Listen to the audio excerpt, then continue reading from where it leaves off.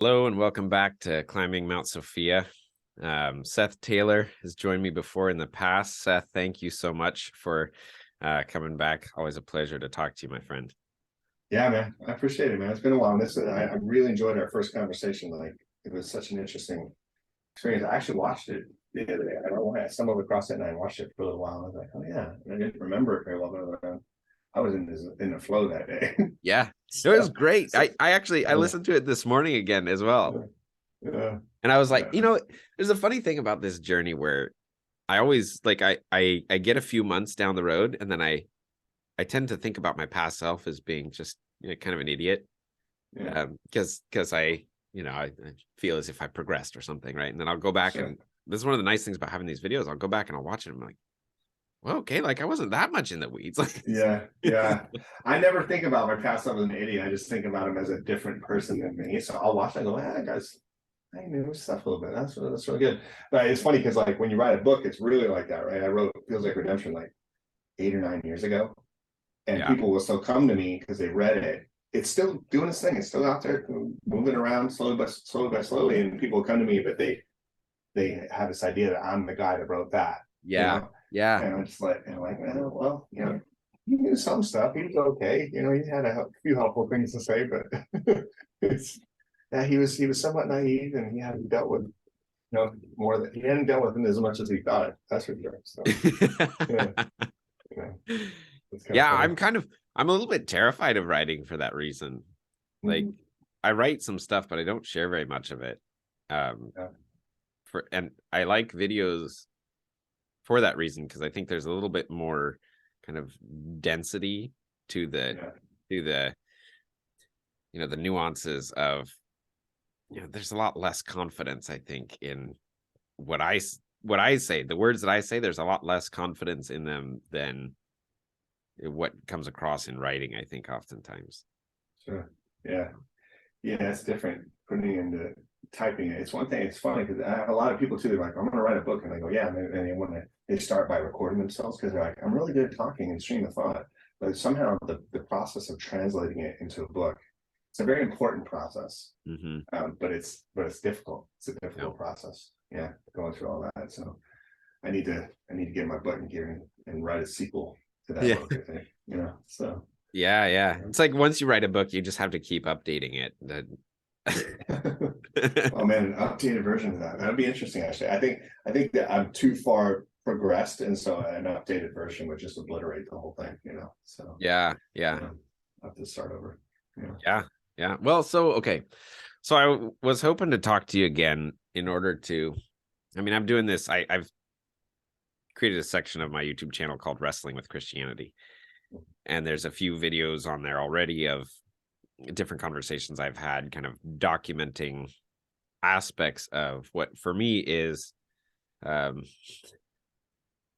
to varying degrees more and less a difficult wrestling with what I think is properly referred to as the lineage of Christianity. And Mhm. the, and there's so many layers to it and all this stuff, but you're someone who I think has a lot of, at least from what I know of you, you've taken that kind of wrestling with Christianity fairly seriously. You have a degree from the Seattle School of Theology. Correct. Yeah. Is that right? Yeah. I have a Um, master's degree in theology and culture. right, right. So obviously you've done some significant work in an academic setting on it, and obviously I know you have a lot on a personal setting as well. So I was Yeah. hoping maybe we could start off just if whatever feels meaningful to kind of share about maybe how you were brought into the lineage of Christianity, and then maybe kind of how it evolved for you. And I understand that there was a good bit of, I hope you're okay with the word wrestling um, Mhm. in that. Yeah. And so I yeah, like the old Christian language, man. I enjoy it. Every once in a while, when I get to speak the language, it's like it's my first language, so I enjoy it every once in a while. I'll get a Christian client.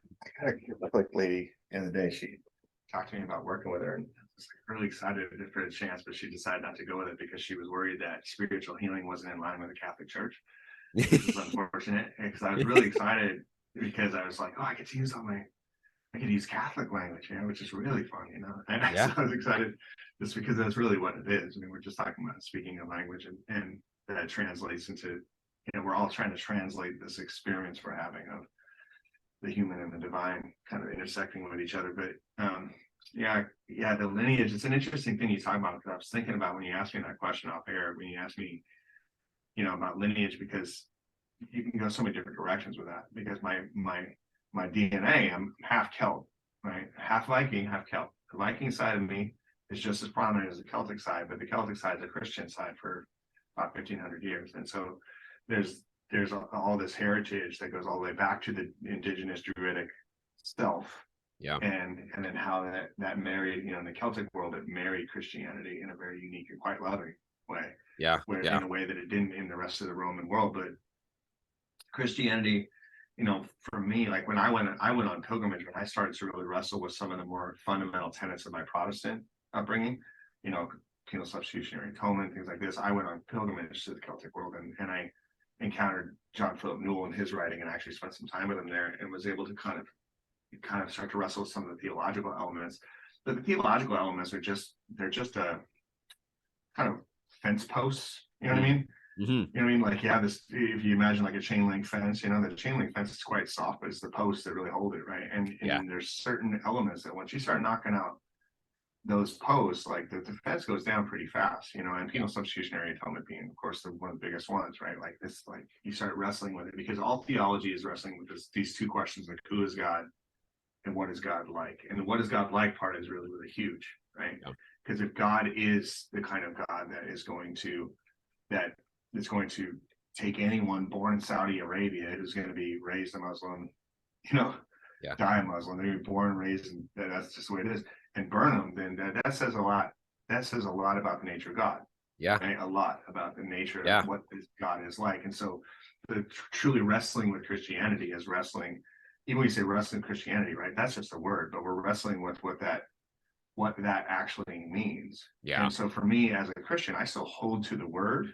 Mm-hmm. I just decided I'm going to keep the word, but I'm going to change the entire process of what it is, Mm-hmm. And of course, people have been doing that for thousands of years, but from a certain level of consciousness, from this very religious kind of primitive level of consciousness, Christianity is one thing. They go, well, that's Christianity. That's not Christianity, right? and if you study, and anybody who has any academic whatsoever, that you learn that right away, and it's a really fascinating thing that I mean, I was here New Year's Day. This last New Year's Day, my wife hosted a party for her brother, whose birthday is on New Year's Day, and our house is a little bit bigger than theirs, and so like, hey, we can host a party for you. So he had a bunch of his friends come over. Yeah. And I got cornered by this guy as a policeman for like 20 years, almost 2 hours. He was just trying to explain to me why I'm going to hell. And he kept doing this whole thing where you go, well, I don't have the theological background you do, but here's the truth.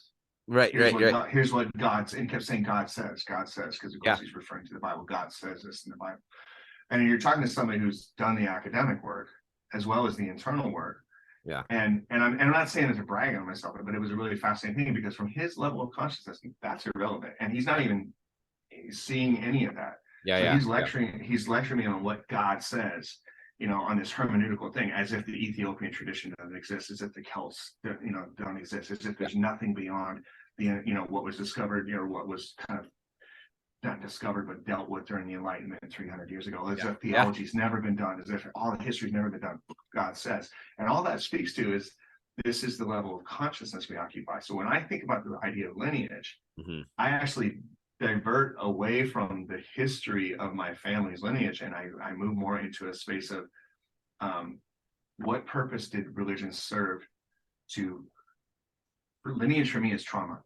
Like it says in the scriptures, the sins of the fathers are passed down to the third and the fourth generation. For me, Christianity, as I look at the lineage, I can see it, because it's very present even in my family today, in my siblings and in my mother, and is that Christianity was a fence post that allowed us allowed our trauma, allowed us to survive our trauma, allowed our trauma to stay in place, allowed us to be narcissists, to be dominant narcissists, and hold that space. It's a benevolent, every true narcissist, you need a benevolent kind of wing to that. You know what I mean? But you have to have something to stand on. Yeah, well, you Yeah. have to have something to balance it. If you're just a narcissist, eventually you see that because everybody in the world is going, you're an asshole, Yeah. right? Yeah. But That's like, psychopathy. right, exactly. But if you have a benevolent element to that, right? If you can package it inside of Christianity, which if you look inside it, like there's so much narcissism inside that Protestant world, it's just insane, right? And we see it on display all the time.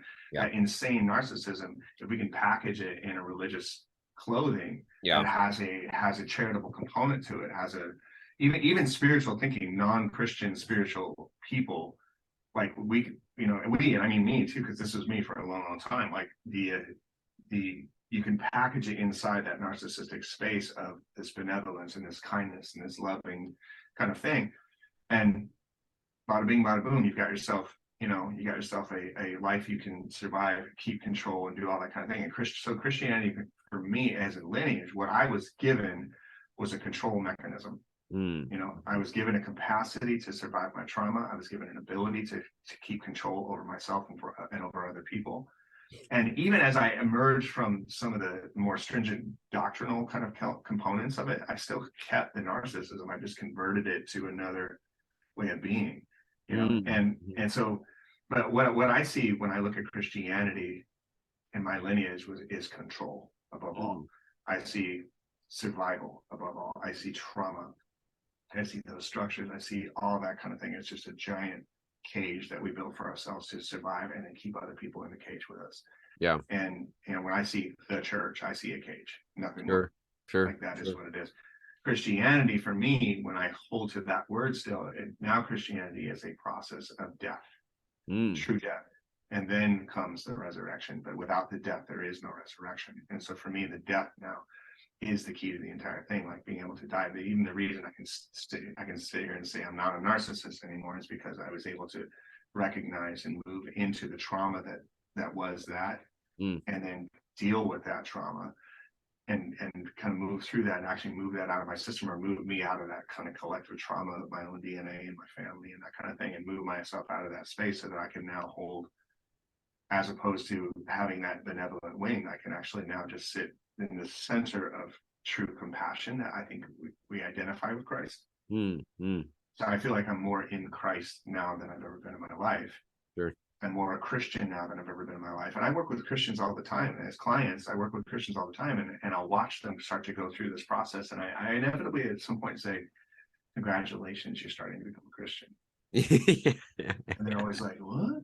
Yeah. You're starting to experience, because they'll come out of these death experiences, moving this trauma out of their bodies and stuff like that. And they're watching their belief systems unravel. And they go, now we're talking about Christianity. Sure. So it's like it's like a transition from an almost like a machine that I get the sense of when you were talking about the lineage that you were given, it's like a machine that could carry you across that a path of life that had all this stuff attached to it, with this trauma and the experiences that are difficult, and allows you to kind of project yourself in a controlling way onto the world. It gives you power, even something like that. Well, it's a narrative. It's a narrative, and the ego is all narrative, right? It's a narrative structure, and it requires a narrative structure. Christianity as a theological vehicle is ultimately just a narrative structure, but it allows for a certain level of insanity, like narcissism. Narcissism is fundamentally insane, right? I only see myself, and the world is revolving around me. Yeah. Right. It allows that to hold true, right?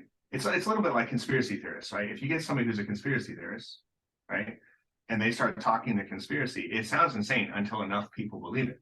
Right? Yeah. And if enough people believe it, it's no longer insane. It is a religion, right? It's like it's now a religion with its central tenets. And everybody goes, well, it's true because all these people believe it, or it has a truth for them. Mormonism is a great example of this. Like Mormonism, like on its face, sounds completely insane. Yeah. But you go, yeah, but there's millions of people who believe it, and there's this church, there's something. But you can listen to somebody talk and ask them most basic logical questions and go, this doesn't make any sense. Yeah. Well, yeah, it does. Well, Christianity doesn't make any more or less sense than Protestant Christianity, and Catholic Christianity doesn't make any more or less sense than Mormonism. It's just further removed, and for thousands of years, people have believed this. Well, for hundreds of years, people have believed what we call Christianity here in the West, and so it's accept it as sane, but it's not sane. Yeah. It's not sane, but it's a narrative structure. Yeah. So so there's almost these two things that I'm hearing that you're saying. There's the Christianity that has become realized for you that as this process of death. Yeah. That was maybe, so this is a question. Was it kind of like contained in somehow, or like the machine was pointing toward it? Because it almost seems like, there's these layers of Christianity, right? Like there's the layer that you can engage with when you're, the 18-year-old kid, the 18-year-old version of me at Biola University that was, that could do some of this theological stuff and was pretty sure that, this was how it was, and just arguing predestination with everybody. Right. And it's just like, oh gosh, but it's not like there's a way in which that was, that's becomes a scaffolding for narcissism in the way that, and an interesting question might be, what's the thing that allows for that to happen? That's one question, especially from a theological perspective. And then another question is, how is it that even in that place, if you go through it, there's something real that's this process of a deeper layer of what you would refer to as Christianity now. How does that relate to this other version of the mechanistic kind of thing? Well, it varies in a very similar way, in the sense that Christianity still is a narrative structure. Like, we take this word, we just change the story, right? The narrative structure that you see in Christianity at its most basic is the structure of death, unknowing, resurrection, Friday, Saturday, Sunday, right? Yeah. That three-pronged structure, which Trinitarian structure, that we call it in theology, right? The Trinitarian structure of that is Christianity, right? The idea, and if you watch the life of Christ, and you read his teachings, and you kind of see him live out this structure to the ultimate level, right? Like ultimately to his own physical death, right? So that death, that unknowing, what we refer to as Good Friday, Holy Saturday, or the Holy Unknowing, right?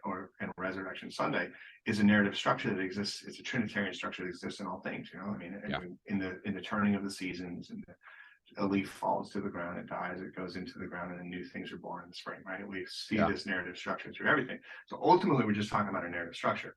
The more intricate the theological tenets become is simply because the level of trauma and the level of narcissism and the level of insanity that exists within us requires more nuance to it, right? So I was raised Pentecostal, right? And so all these certain kind of nuanced components of what we believe about the Holy Spirit and how we experience the Holy Spirit, and then to a certain small degree, experience being required for those of us that are going to be holy or whatever. There's all these nuances to those structures, and the reason we have so many different denominations and theological beliefs and all this kind of stuff is because the nuance of our trauma requires that. Sure. All belief systems function this way. All belief systems, not just religious ones. All belief systems, period. As what is valuable, is not valuable. You watch people that, when that's why people that have money, they can start to. A lot of the people that have money don't require belief. Yeah. Right? They don't require belief. You can just suppress and repress into the system, and you can have your certain belief systems, and you don't even. Most of those people don't even know what they believe until somebody triggers it. Right. They say something they don't agree with, or they push on those buttons a little bit, but. Ultimately, we're all talking about trauma, your belief systems, and why we judge other people, if they don't believe what we believe, or we judge their process or whatever it is they're going through. We do that because ultimately we're actually trying to protect the narrative structure. Yeah. That's why the second that pastor starts saying something that's a little bit edgy, you got to get them out, and reinstall the person to affirm the narrative. That's the pastor's only job. Is to affirm the narrative, affirm the narrative. That's his only job in the Christian church. And so his job isn't to help people grow. It's not to help challenge people. It's not to bring people to an authentic experience of God. None of that. His job is to affirm the narrative. And I can't tell you how many pastors I've talked to that believe I can be the one that can change from within. I can change the system. No, you can't. The collective is going to stay that way to affirm the narrative, and each individual will stay there until the existential suffering of that trauma, which always is there. It's always speaking, no matter how much story you have, it's always there speaking to us from its subconscious space, starts to speak through. Yeah. And a person comes to an awakening of those things. And some of us abandon the word altogether. I think some of my friends that abandoned the word Christianity, like my wife immediately, when she started to wake up, immediately is like, I am not a Christian anymore. She left that completely. And if you watch her now, you see her as more of a, she's very, walks much closer to her indigenous roots, you know. And but for me, you know, I mean, my Celtic roots, I'm Christian 1500 years back. And so, and at the same time too, even if I wasn't, I see it as a really, because I'm just as Viking as I am Christian, which is not Christian. I see it still as a super helpful narrative structure. I see Christianity actually being a really transformative story, but it's still a story, which is still my ego, but that's how we live in the third dimension. Yeah. It's like you have to make friends with your ego somehow. Yeah. I don't see it as friends as well. I guess I do in the sense that I would see a really well-trained Doberman as my friend. You know what I mean? Like if I have a really well-trained dog, I see it as my friend, but I'm going to recognize still what it is, because the second, even my little tiny little 20-pound Catan, man, the second there's bacon in the room and he decides he's in charge now. Yeah. I have to put him. I mean, he stole my food the other day. I put a plate of pizza down on a coffee table, give me my son were playing a video game, and he snuck right up, grabbed a piece, and took off. Yeah. And I went, hold on, and I had to put him right back in those places as to who the alpha was. I took it out of his mouth, and he bared his teeth at me and pinned him down on the ground. And I just went, don't you ever. But that because he's a dog, you know? And ultimately he has to know his place, and that's how the ego is. The ego is my friend as long as it knows its place. Yeah. Okay. Does that make sense? Yeah. No, and I think so. There was one thing that you said in there that I thought that really stood out to me, and that was this move of when you were talking about the wealthy person that doesn't know what they believe until somebody triggers it. Yeah. Like this recognition that your beliefs are something that you discover and not something that you do. Right.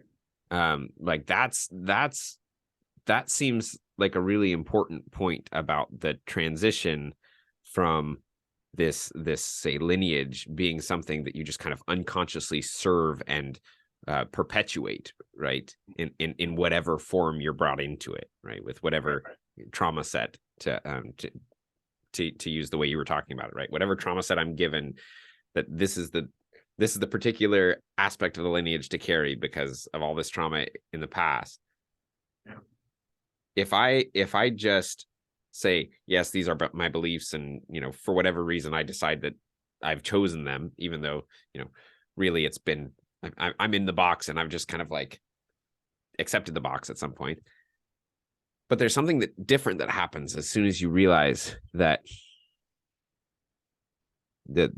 beliefs are things that you don't control. You don't have a, you know, you can't just try to believe something and make yourself believe something, as much as we think we can do that. Yeah. It's something, it's a rear view mirror concept. Like belief is it's just the ego's way of organizing your life experiences. That's it. So, you know, if we didn't have any experience whatsoever, belief would not be required. But belief is it's just a narrative structure that allows us to exist in a third dimensional level. But if we come to the point where if we live completely identify with our ego, we think it's us, then belief is everything. Yeah, it's everything. Yeah. But and most people, even people that, I mean, I met a guy the other day who's like, I have no ego. I got no ego, man. And he was 100%, his ego was telling me how he had no ego. And it's like most people kind of don't really recognize how egoic we are. You know. Yeah. Most of us, myself included, I mean, we are primarily egoic beings until we do really hard work of letting the spirit kind of rise over and over again and continue to die, you know, working out our salvation with fear and trembling, you know. That idea. It's one of those things where I don't know, I'm fascinated by it because, you know, for most people, belief is everything. I had lunch with my mom a couple days ago, and she's just reiterated, she's old and she's talking about her husband, and then talking about like, her friends are dying and all this kind of stuff. And so she's just like, and she's just right back to that, you know, but pretty soon we're all going to be home. We're going to go home. You know, we're going to go to heaven. I know what waits for me. No, you don't. Nobody does. No one's ever known that. It's not a thing. But she believes it, and I'm not going to knock that wall down, because why would I do that? That's just Yeah. cruel. Okay. Yeah. Great. Yeah. There's something about this. The thing about a narrative is it always has a beginning and an end. And that's something that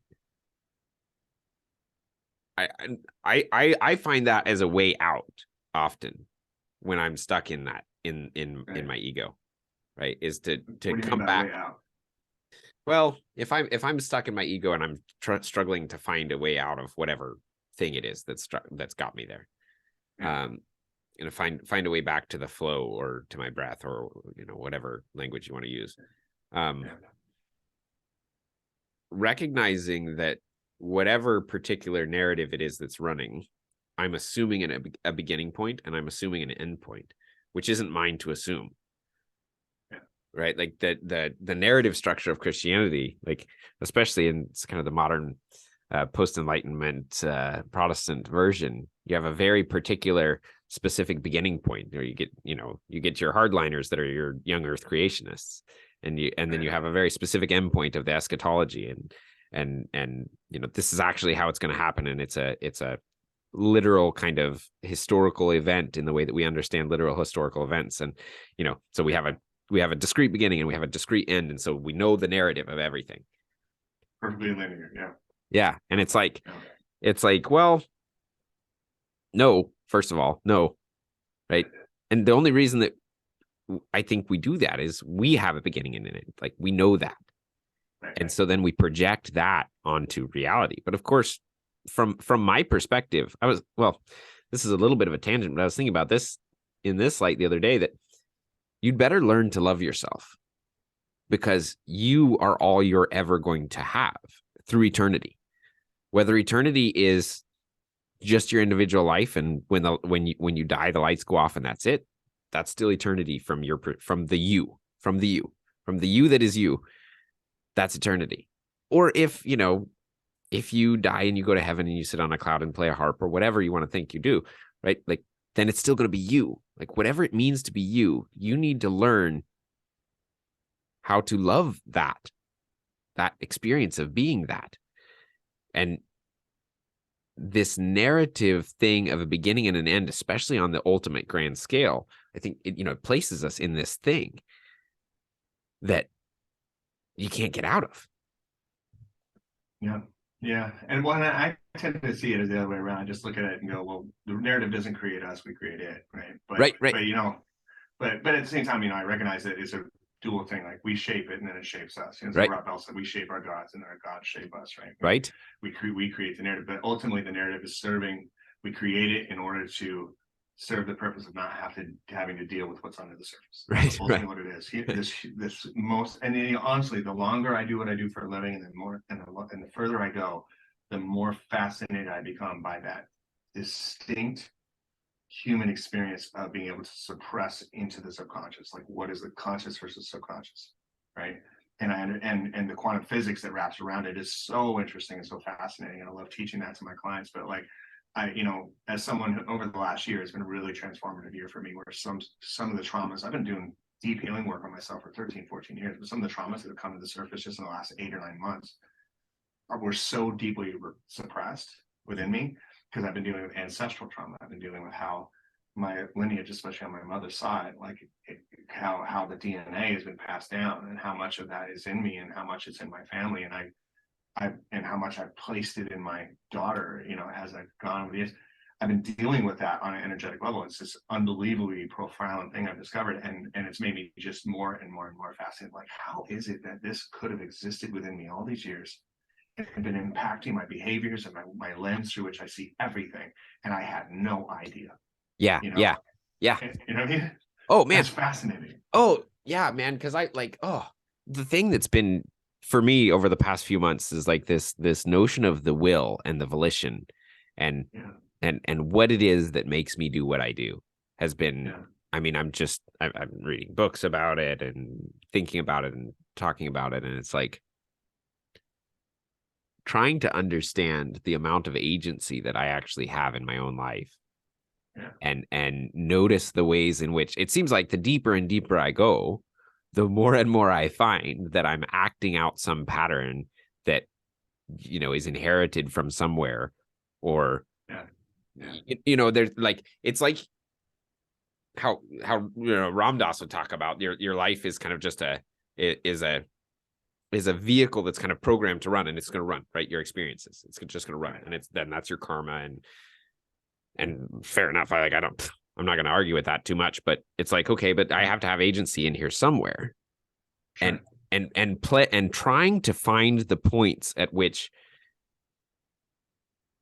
So okay. So where is that for you? Where's the point at which you actually have some agency, and where you're running something that you don't actually understand?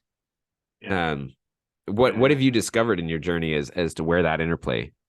Well, there's two things there. One, the idea of agency, right, is a completely relative term, right? Right. At a certain, it depends on the elevation you view it from. From this elevation right here, I'm gonna get up. I just looked at my coffee cup, and it's like, I want more coffee. Right? That's agency, right? And on this plane of existence, I can get more coffee. If I lift up to 100 feet, it all starts to kind of blur a little bit. Go to 1,000 feet, then it's like, oh wow, it's all part of, it's like a tributary streaming into a river of time, of this timeline that just simply exists and always has and always will. From a quantum level, everything I've ever done in my life already happened. So what's the point? Right? There's this thing where you go to a high enough elevation, it's just one.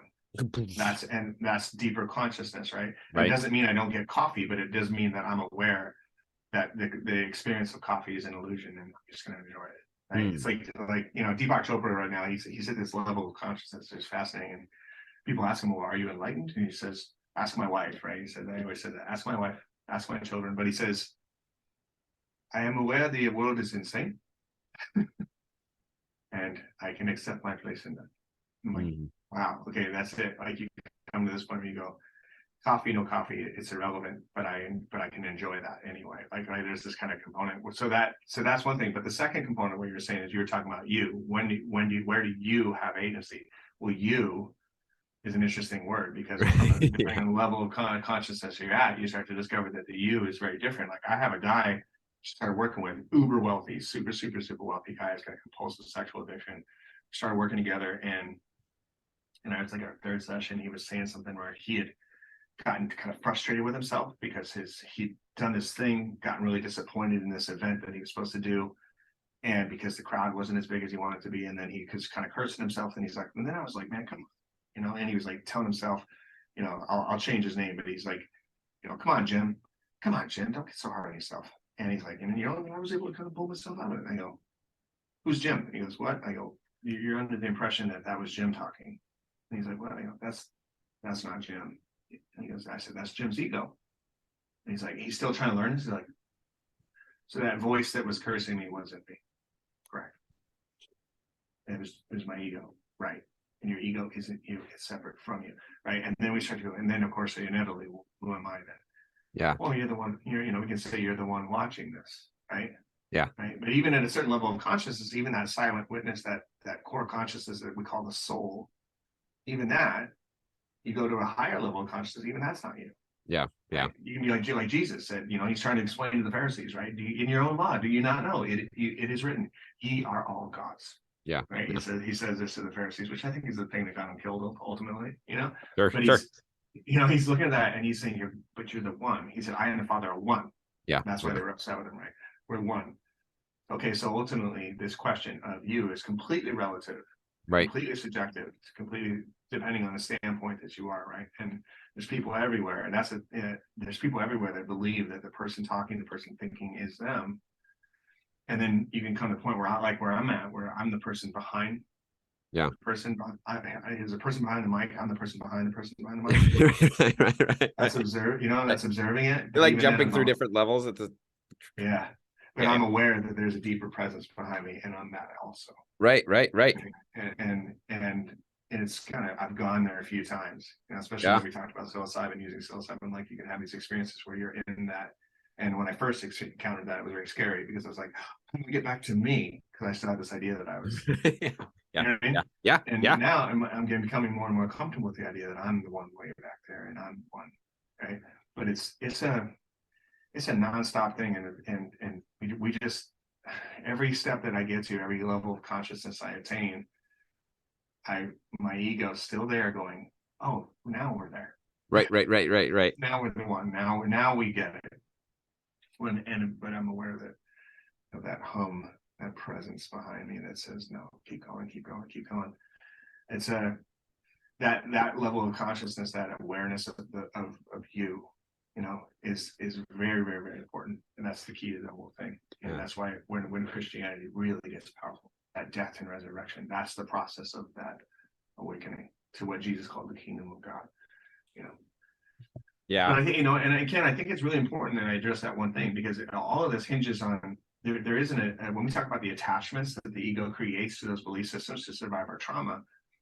People go, well, they try to deconstruct those belief systems without doing the internal work of dealing with the trauma that created those belief systems and needed them. And if you just deconstruct the theology, if you just start, your ego can deconstruct penal substitutionary atonement. It can look at it from straight logic. It can read enough books to go, this isn't working anymore, because it starts to see that the narrative structure is actually insane. And it'll just convert to a new one. It can adopt a more logical or more, plausible theological structure. Like, God, like a buddy of mine who went from hardcore Presbyterian pastor to agnostic, he calls it? Sure. Where you can just go, there's something out there. Right. Well, yeah, that's more plausible. It's easily malleable and adaptable as a narrative structure, but it's still it's still something that keeps you from actually having to look internally and do the work. Because it's always like there's. Okay, I wanted to go back, like when you were talking about, say, these different levels of the self or the I position, right? The multiple layers of I position. Yeah. There's been times that I've gone way up or like way back, right? And then I try to hold on to that, and then it becomes difficult to do this. Right. And so there's this being in the multiple levels and having some kind of like recursive movement through them that preserves and maybe even, well, hopefully enhances what, say, the three-dimensional level of the I becomes, and the way it engages with the world.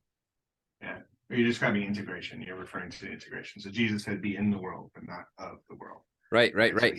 So he's describing an integrated experience, where the fifth dimension or the seventh dimension are these higher dimensions of where souls and angels and God and the supernatural, whatever term you want to use, exist, but but can be integrated in the third level without insanity. Right, without having to adopt some insane narrative structure, because you can't let go of the ego. Once you start to separate from the ego, it's easily adaptable, because you can hold multiple things at once. You're the octopus playing the drums, right? You can actually, but it requires integration, and that takes time. That's what the path to enlightenment is. Like we're talking about, if you, I have this client right now. It's actually he's a really fascinating guy. I'll change his name. We'll call him Mike. Okay, his name's not Mike. We'll call him Mike. So Mike had an experience like a year ago where he had what most would describe as a psychotic break. Oh, sure. Okay. So he had this event where he's walking around this city and he's seeing things, and he's like one of these schizophrenic guys that's kind of talking to himself, right? He's having this experience. But what had happened is something in his consciousness had opened up to a deeper dimension. But he didn't have the degree of ego separation needed in order to be able to adopt that experience into his third dimensional life and say, be able to just go, wow, that was a really interesting experience. I probably need to understand that. I think I'll find a teacher that'll help me understand what's going on. He didn't do that. His ego just went, there's the truth, which is what creates conspiracy theories. And you see it in its extreme form and things like schizophrenia and things like that. That's the truth. And so he goes to church telling everybody, don't you see this, right? Because he's not integrated. His ego is still sitting there, and he's like, the third dimension is the only real thing. So I'm going to grab this deeper dimension, yank it into the third dimension, and pretend it's a third dimensional experience because I must. Right. Where what we can have is this, where people that are more integrated have this profound awareness that exists all the time of all these deeper dimensions these complex, deeper dimensions, and they can still live in the third dimension with an awareness of that, but they can still be in the world.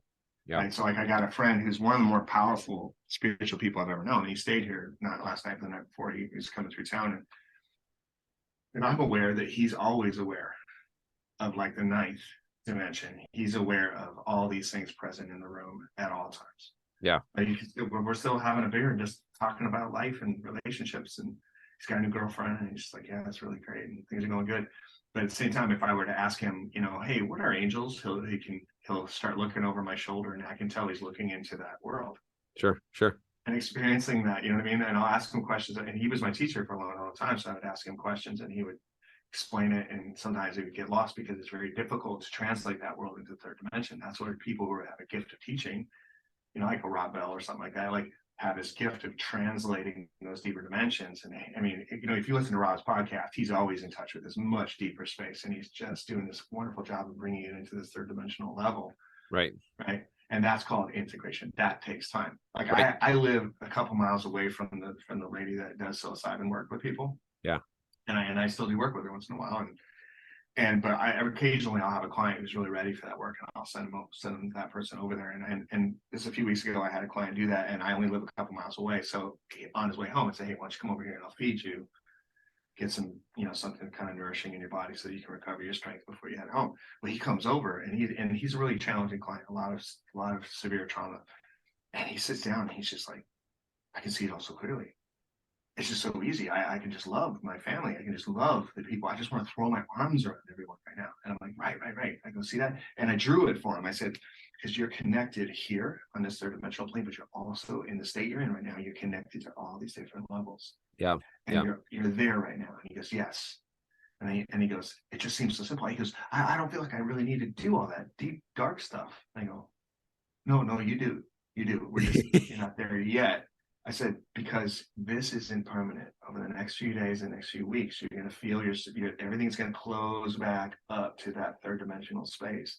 But your body will hold a memory of these deeper dimensions. Yeah. You know, now we need to integrate that. And that's the work. That's the healing. That's the ego separation. That's the spiritual practices. That will integrate this so it's permanent. And he goes, yes, I want it to be permanent. I'm like, right. That's work. Yeah. It takes work to make those things permanent. And you know, that's it, and there's a lot of things that stop us from doing that, you know. I mean, and I don't understand it all. I know the rich people struggle to do it because their money can create whatever narrative they want. Just take another awesome vacation, just buy another car. I got clients got like 12 cars. Yeah. And every day he literally has to decide every day whether to drive the Rolls or the Porsche or the Ferrari or their Land Rover to work. Right. And that's why, you know, it's easier for a camel to go through the eye of a needle than it is for a rich man to know the kingdom of God within.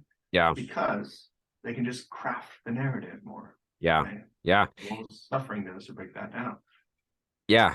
And that's, you know, I had an interesting thought about that the other day, because I've thought about that a lot, and it makes sense, obviously, on the material plane, like you just talked about, but it's true also in terms of, say, relationships, right?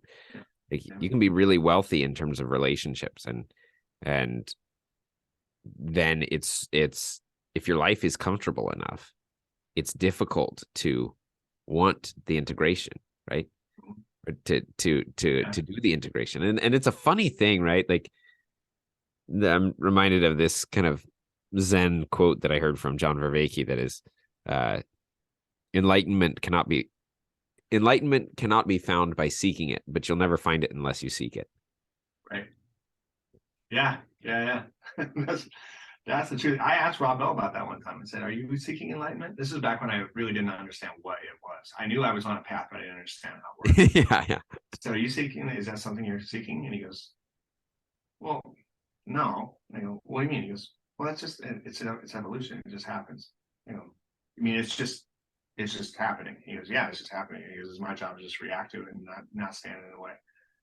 I'm like, oh, okay. And I didn't understand that at the time. But that really hit me hard, because I thought it was something I gotta run if I'm gonna get this thing, you know. And I realize now that there's a mixture of both, you know. There is an element where there's an active awareness, you know, where you're leaning into the things you're struggling with, you're leaning into those relationships that are challenging, leaning into fear in order to, that takes effort, it takes intention to do that. And at the same time, it's a snowball that's just rolling down the hill.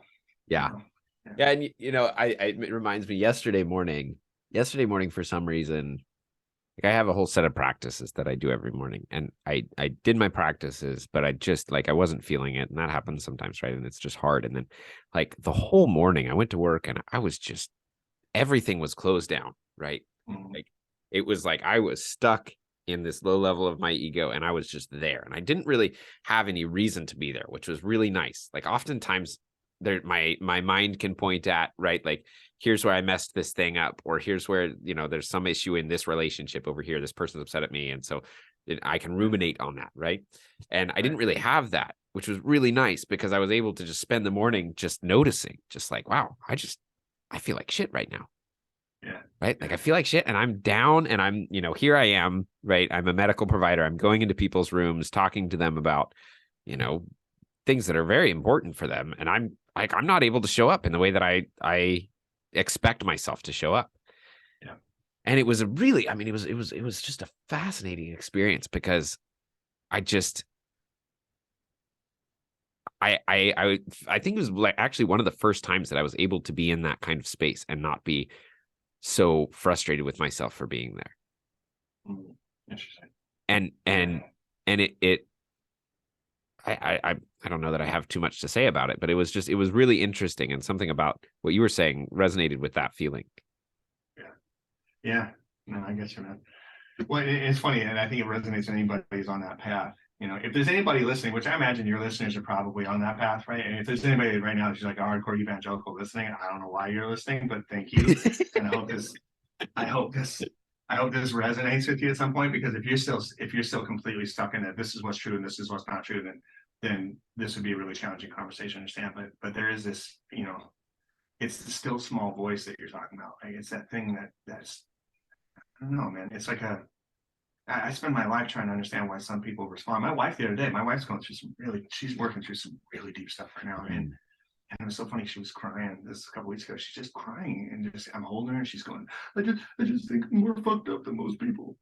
And I was like, no, babe. I go, we're all fucked up, man. Like, all of us, there's those of us that are curious and those of us that aren't. There's those of us that are courageous and those of us that aren't. I go, that's pretty much it. And I go, and I don't understand. I don't judge the people that aren't. I don't understand why some people have to suffer more than others. I think I understand why so many wealthy people struggle to actually awaken. I think I understand that, but like a lot of it, I don't know. And I think it has something to do with how old and mature our souls are. Yeah. I think there are old souls.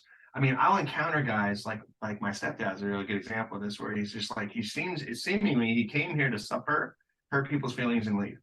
That's pretty much seemingly what it's going to be. Oh dear. And and that strikes me as a young soul that's just kind of, it's like watching a 2-year-old just like stumble through the world, and he's going to go back and go, whoa, that was really hard, and they're going to go, okay, ready for the next lifetime, let's work on this. And at the same time, then I'll meet some I'll allow some see some, like I was working with this 14-year-old girl that I would walk out of the session shaking, and she starts showing up in my dreams and like healing me from physical ailments. I don't know. What in the world? So I got a goddess in it that's hanging out. And I told her at one point, I said, do you realize that there's something going on inside you that's pretty profound? Like, it's not normal. And I remember she just kind of looked at me. She shook her head. She goes, yeah. She had this starting to become aware. Okay, like whatever's going on in this body, and that was where I think she came to me because of anxiety. I think that a lot of the anxiety was like her soul is just like this epic thing. It's like too big to fit in the body. Yeah, exactly. Yeah. So like, I think sometimes that's why, maybe, and some people's soul mission is different than others, Yeah. But yeah, I find that. Sorry. I find that model so helpful. Like, because one of the things that's running through the back of my mind as we're having this conversation is the element of having grace for myself and for others, right? Because the difficulty, or one of the difficulties that I often run into, is that usually it starts by judging myself and then judging other people for these relative positions taken, right? And it's like having that kind of perspective of, hey, I don't know how big this thing is, right? the metaphysics of this thing, right? Like I can point to different aspects of it, and there's different things that make more sense to me than others, but ultimately I'd have no idea. Yeah. But if I can look at someone and have the perspective that you may have an ability to see into reality that's totally different than mine. Yeah. And it might be way lower level. And so you just can't even perceive that, eating the box of chocolates every day is not going to be helpful for you. Right. Like that just doesn't even show up as a possibility in your mind. Yeah. And then you sit here, because this happens to me a lot in my job, because I'll have patients sit there and, they're 300 pounds and they're like, I just can't lose weight. I only eat once a day and blah, blah, blah, blah, blah. And if you work through it long enough, you find out, well, they don't count the box of chocolates and they don't count the 2 liters of soda, because that's not really eating. And it's like, oh, Right. and but that just doesn't even show up for them. Yeah, And doesn't so even having register. that kind of grace, I love that model. Like, I don't know if reincarnation is real, but I don't need to know if it's real. It's really helpful for me to have grace with other people if I accept the possibility that it might be. When it's much more, it is an egoic structure, right? It's a model, it's a belief system, but it's much more adaptable to the teachings of Jesus as well. So, like, Christian, you know what I mean? For Christians to talk about, yeah, that's a funny one for Christians, man. Oh man, that's a funny one. Yeah, they struggle with it. But I just, I look at it, and when it comes to eschatology, it's not like it matters so much what I think, but I have found, like, wow, that's a lot more grace filled, man. That's a lot more love filled. The model is so full of this, like, oh, you really screwed it up this lifetime. Well, guess what? You can try again, and we're going to keep sending you back, and we're going to send you back and send you back and send you back. You're going to keep going back until you discover the truth about the nature of God and the nature of man and the nature of love, the nature of the soul. That is, it's infinite grace, it's infinite love, it's infinite provision. And I just find that so compelling. Yeah. Absolutely so compelling. Especially because I think sometimes we play roles in each other's lives, Yeah. Soul connections, that soul connection concept. I think we play roles in each other's lives. I think sometimes people volunteer for the love of their friend, their soul friend. They volunteer to go, I'm going to take the fall in this lifetime to give you a chance to evolve, and that kind of thing. I don't know. It's a much more graceful kind of thing. Again, this ego, I don't know. But I tell you, that makes a lot more sense. It vibes a lot more with a loving God and with the teachings of Jesus than, hey, don't be born in Saudi Arabia. Yeah.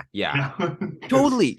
And that's such a wonderful kind of loop back to where you started this conversation, because that's exactly right. It's not so important what your theological positions are in terms of whether they're correct or not. It's important in terms of how it allows you to engage with reality and be properly fitted into reality. And if you're really sure that your particular fence posts are in the right spot, and all they do is create a ton of trauma into the world, maybe they're not in the right spot. Yeah. And if those fence posts require God to be for God's kind of justice in a retributive sense to be more fundamental than love, you might not be a Christian, actually. Yeah. When again, I mean, that word can be applied for pretty much anything. I mean, like I said, my stepdad would consider himself very much a Christian in every way, shape, and form, and he's not going to smoke and he's not going to drink, but he can treat people like garbage, and it's fine because that's a part of his narrative structure. We are allowed to dominate, especially women. We can dominate women, like we can do this kind of thing, and it's I don't know, man. It just depends on what you believe. I think you can build. I mean, sometimes I've honestly thought it would be a really interesting experiment to try to start a religion. Yeah. Just, I mean, just build the structure and see what happens. Me and my buddy Dan, we always laugh because we're like, hey man, like if you're we're both entrepreneurs and starting businesses, and so if in the end, I go, if we hit 60 and we both fail, let's just start a church.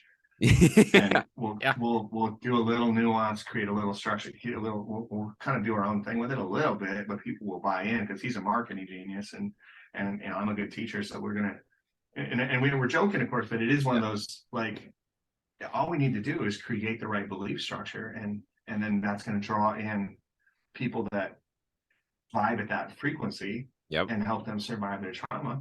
Yep. Profit. And yeah, exactly. And we'll create a nicer way to exit is the thing, right? Than the church discipline thing or whatever, that kicks, eventually people leave because they're like, this is insane. Right.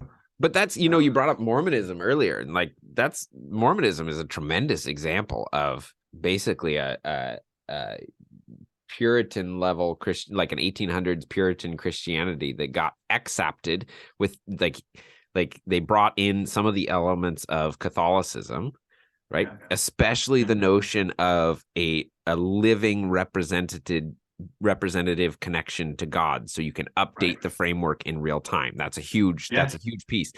And it allows you to maintain viability as a structure as the world moves more and more into a modern, postmodern, materialistic space. It keeps it from splintering, right? Yeah. Like Protestant Christianity is just splinter everywhere. Yeah. All these denominations, belief systems, because there isn't that. Because if you got a pope or you got a church prophet, right? Yeah, it keeps it because the church prophet can go, hey, but guess what? God just told me that, okay, black people join the church now. Yeah. And you go, great, and everybody adapts, as opposed to now we have a splinter where black people are allowed to join the church. Yeah, exactly. By the way, God just told me you can only have one wife now, And it's genius because money can still be God, right? Yeah. Like the largest, I think it's the largest landowner in the US is the Mormon Church, right? They've got tons of money, right? Yeah. And all the people who go to the Mormon Church, not all, but most of them are pretty darn wealthy. They do really, really well at mastering kind of the material wealth level of reality, and they all work together, and they're really good at it. It's amazing, right? When it's very adaptable. If you're smart, you use money to adapt. Again, like any wealthy person, you can adapt the narrative. Use the money to adapt the narrative. Those structures. I mean, I met a woman who was a Mormon. She was a missionary. She came to my house and she told me her story. She was like, her and her mom were living in their car. Their dad had abandoned them. They were homeless. They were living in their car. The Mormon missionaries came and they provided a house for her, a job for her, everything. Yeah. And so to her, this was as real as it gets. And she was crying while she told me, while she was reading from the D&C, she was crying. The Doctrine and the Covenants, for those that are unversed in the, she was reading about when Joseph Smith had how an angel would come and encourage him while he was in prison, and she's crying. And she says, we just knew in that moment that if God could do that for him, he could do that for me too. And she'd been rescued by this love and this provision because they had money. They can go, hey, here's a house, here's a job, here's the thing, you're good. So of course that structure adapts to her as a loving, God-like structure. And of course, it'll be interesting to see how long that lasts in any person, because that, again, ultimately that level of consciousness fails. It fails eventually unless you completely insulate yourself, which is why we associate Utah and Idaho with Mormons, right? Because you insulate yourself into that space, then you can affirm the narrative. Insulate, which is why middle America, small town America, is much more right wing, right? Much more adamant about God's a white dude in the sky, right? Because it's more insulated. And why cities tend to be more, that starts falling apart because we're forced to kind of actually integrate with other ways of thinking and other people. Yeah. And maybe that's a good place to come toward an end too, because I think something that's beautiful and that I heard in that story is that there is still, like, even though it may be not a route that takes you to the top of the mountain, it may still be a structure that provides good at a certain level. Right, like at least the woman that gal is not homeless in her car anymore, and so that's something that I always try to come back to. Is like, hey, I might have some pretty powerful critiques from different positions of whatever model you want to throw up there, but at the same time, like, I want to be humble and notice the ways in which there's real good that does happen even through distorted models. Yeah, absolutely. Well, there's real good, and again, real good is relative. It's subjective, right? Because you can say, well, the role of suffering is the suffering is the thing that brings people to awakening. And so you can look at that and go, okay, that was real good. And at the same time, you can go, but the suffering brings people to awakening. Yeah, that's good too. Yeah. Like that's why there's so many married couples that I work with where I'll go, where I have to show one of the people in the relationship, hey, you have to allow that person to suffer, and you keep taking her suffering away from her, and she needs to suffer, and because that suffering is going to bring an awakening, and you're not helping her by doing that. But I love her so much. Yeah, I get that, but you're also keeping her suffering, and you know, that's hard to people to integrate, man. It's hard to understand because there's a balance there, you know. What do you do? It's like that guy, like, you know, that ultimate question, the guy standing on the freeway with the sign. If I give him money, am I hurting him or helping him? Right.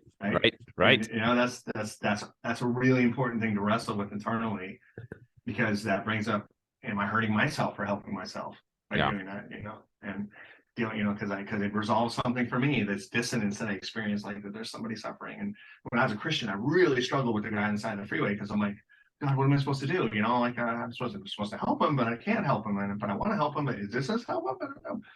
And it's you can't compute the good. You can't. I mean, that's why there's some brilliant books like When Hurting Helps. You know, I mean, I did a lot of mission work back in the day, and so When Hurting Helps is a really good one. There's another one. There's a great book by a writer named Ryan Kuja called From the Inside Out. If you ever want to read something about how, and it's specifically towards missions, the idea of how it's one of the, honestly, really, really good book, because he's a therapist, and he goes into the psychology of how we've structured our entire world when it comes to aid work and missions work and stuff like that, to actually pacify our own pain and our own trauma as opposed to help the world, and how much damage is being done because of it. It's really, really fascinating. So I'd recommend that for anybody. But anyway, that's what I got, man. Really, really great conversation, by the way. I don't most of my clients aren't Christians, so we don't talk a lot of theology, and I really enjoy it, because I really enjoy it, man. It's such a profound integrated work that you're doing through conversations like this, man, helping people integrate those levels, you know. And the key for everybody, I tell everybody, like, no matter what, you have these great conversations, and none of it matters if you don't do the work. You gotta do the work. Everybody we have to. That's the key. Absolutely. Well, thank you. That's kind of you to say, and thanks for taking some time. I know you're busy, but always a pleasure, my friend. Yeah, thanks, Ken. Appreciate it, man.